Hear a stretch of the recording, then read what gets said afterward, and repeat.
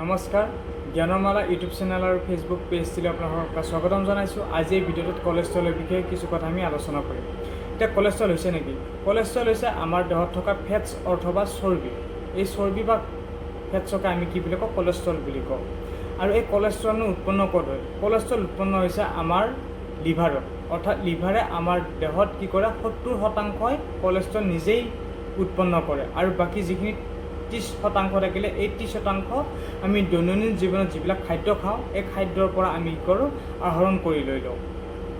এতিয়া এই কলেষ্ট্ৰলৰ কাম হৈছে নেকি?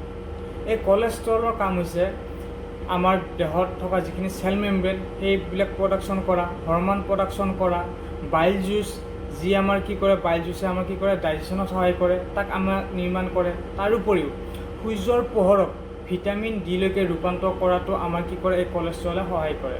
এতিয়া এই কলেষ্ট্ৰল দেখাতনো কেনেকুৱা? কলেষ্ট্ৰল দেখাত হালধীয়া কালাৰৰ আৰু এক তৰল পদাৰ্থ। আৰু এই কলেষ্ট্ৰল কি কৰে?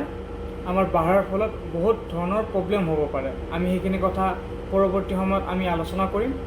এতিয়া আমি জানি থোৱা আহক যে কলেষ্ট্ৰলটো টেষ্ট কেনেকৈ কৰা হয়। কলেষ্ট্ৰল টেষ্ট এক ব্লাড টেষ্ট হয়, ইয়াক আমি লিপিড প্ৰফাইল টেষ্ট বুলিও কওঁ।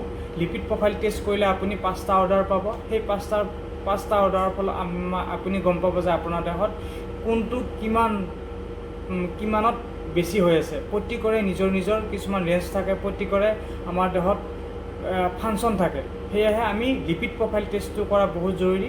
এই লিপিড প্ৰফাইলত আমাৰ 5টা অৰ্ডাৰ পায়। ফাৰ্ষ্ট হৈছে কলেষ্ট্ৰল, তাক আমি গমেই পালোঁ। আৰু এই কলেষ্ট্ৰলৰ নৰ্মেল ৰেঞ্জ হৈছে 200 মিলিগ্ৰাম পাৰ ডেচিলিটাৰ, অৰ্থাৎ 200তকৈ যদি বেছি হৈ যায় তেতিয়াহ'লে আমাৰ দেহৰ কাৰণে হানিকাৰক হয়। গতিকে আমি 5টা অৰ্ডাৰ চাব লাগিব, তাৰ কাৰণে আমি লিপিড টেষ্টটো কৰা জৰুৰী। এতিয়া লিপিড টেষ্টত কি থাকে? 5টা অৰ্ডাৰ।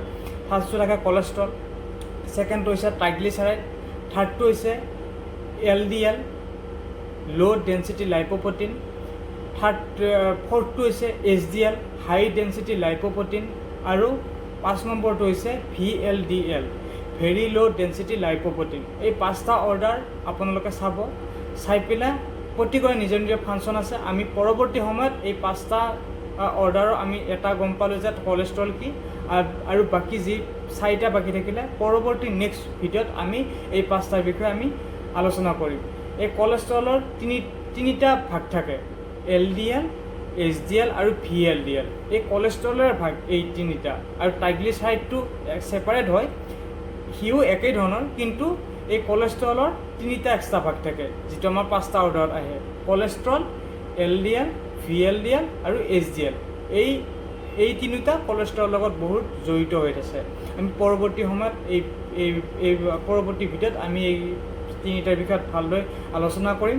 এটাক আমি গুড কলেষ্ট্ৰল বুলি কওঁ, এটা আমি বেড কলেষ্ট্ৰল বুলি কওঁ। সেইবিলাক কথা আমি আলোচনা কৰিম। গতিকে আজিলৈকে ভিডিঅ'টো ইমানেই আছিলে।